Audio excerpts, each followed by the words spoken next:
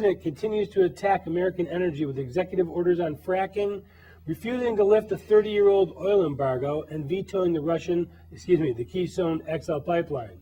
Also, is Russia trying to annex the newest energy hotspot, the Arctic? Maury, you mentioned to me off air that there were three things that this president could do right now that would increase and expand our energy resources, and he refuses to do it. Yeah, the irony of it is it probably doesn't make a lot of difference because It's going to happen anyway. No. The reason is we got too much oil anyway. But let me explain something. This has nothing to do with why he's doing it. First of all, the reason that we had the oil embargo was in 1974 when the Arabs accused the United States correctly for saving Israel from the attack by the Egyptians and the Syrians, who got the jump on them, and Golda Meir lost her job because of it. But the point was that the Arabs felt they had won that war if it hadn't been for the United States and Richard Milhouse Nixon emptied out our armory at Heidelberg in Germany and sent planes and guns and armor to help the Israelis, which helped them turn the tide. So they got upset about it and they embargoed. No, they didn't embargo, they just wouldn't ship any oil to the United States. And Iran, by the way, which was ruled by the Shah at the time, this was 1973, 74, he didn't have much longer to last after that. He played along. But he didn't know that. He didn't know that, but he increased the price of oil at that time from $2 to $10 a barrel. So he came out pretty good on that deal. So the thing is that this basic embargo was in order to conserve whatever oil we were producing in this country. And we were at that time already downhill.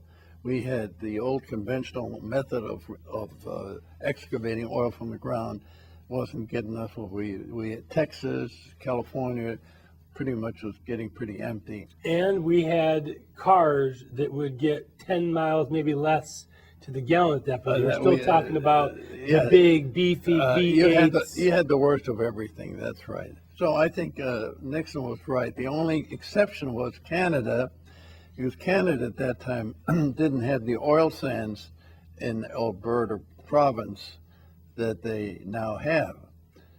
So you could ship to Canada. Well, by the way, right now, knowing what I know from my contacts in the energy industry, that there's some little deals along the side. We ship some oil to Canada, and then they ship it out. Yeah.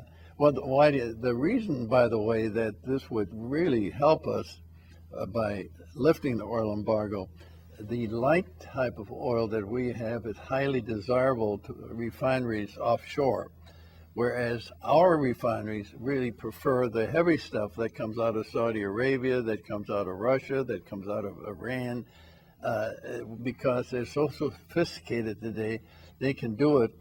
And also, by the way, they're the ones that love the oil sands because there's a lot of work to be done on it. But first of all, I try to explain that to a guy like Obama. I don't think he would know what I was talking about. But secondly, it's against his desire to see the United States grow. And this would be a wonderful way to get us off the hook of the big oil inventory we have in Cushing, Oklahoma. So he said, I'll just sick the EPA on them and tell them that they're using too much chemicals or whatever. It's disgraceful. I would almost use environmental sabotage, basically. I would almost call it treasonous to try to keep the United States from growing in a place where even a 10-year-old child, I think, would understand the explanation that I just gave you. Now, what do you think about Russia moving into the Arctic? That's pretty much anyone's game at this point. There's got to be some resources up there. Well, they're right next door. Well, first of all, there's no question that the ice cap has melted up there. It's in the process of melting. There's huge amounts of oil reserves and other natural resources that are there. So they're laying a claim right now there's nobody really negotiating. They're just sort of grabbing it off. Even Greenland, which is part of Denmark, you know, is trying to claim. But you know, Denmark doesn't have much political or muscular leverage. So the Russians are smart enough to say, wait a second, if we lay our claim now and get our people up there and start, even if we don't do anything, and the United States is doing nothing. And there's former Soviet bases up there that they could just come right in and open up again. Yeah, they had during the Second War. Novosibirsk was one of them up there, and but they haven't bothered with it. You know, they've had other things to worry about. But they see now that nobody else is doing it, so they're laying claim. You know, because of Alaska, and a big chunk of Alaska borders on that part of the world, we have a right to claim a certain amount, but we don't even bother. Canada, little Canada, when I say not little, I mean they're the second largest landmass in the world, but they have less people than California does. They have 36 million people. And isn't it true that I think 90% of the population lives within a couple hundred miles of the U.S. border? That's absolutely true. Yes. So pretty much it's a barren, desolate. It's a gigantic barren with a huge amount of potential resource. It's sort of like, in a way, like Russia. Russia has Siberia, you know, which is 5/6 of all of the Russian territory. Well, Russia's smart. You know, they made a deal with China, the 50-year deal, that China will give them industrial goods that they need, and they will give China the oil and natural gas that's under the crust of Siberia, the tundra of Siberia. Now, the Keystone XL pipeline, that's another one that could potentially be a benefit to this country. Huge benefit. We had the political. Well, you see, leadership. well, one thing, and let me explain exactly why that is. So, right now, we only ship with tanker cars of railroads, which is a very dangerous way. That's exactly what I was going to say, is that the environmentalists and the leftists tend to want to use the pipeline as being a very, very dangerous thing for the environment. Shipping by rail car is 100 times more dangerous. Yeah, but Warren Buffett owns one of those big Burlington railroads. Northern. Exactly. Follow the money trail. Not only that, though, it isn't like we would have to build a brand new pipeline.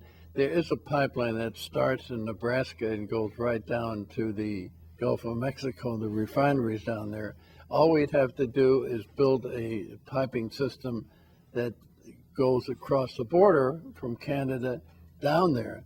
And I think Canada was hoping to somehow, if they can sell it to the United States, they would sell it to Asia, and Asia would love to have it. China.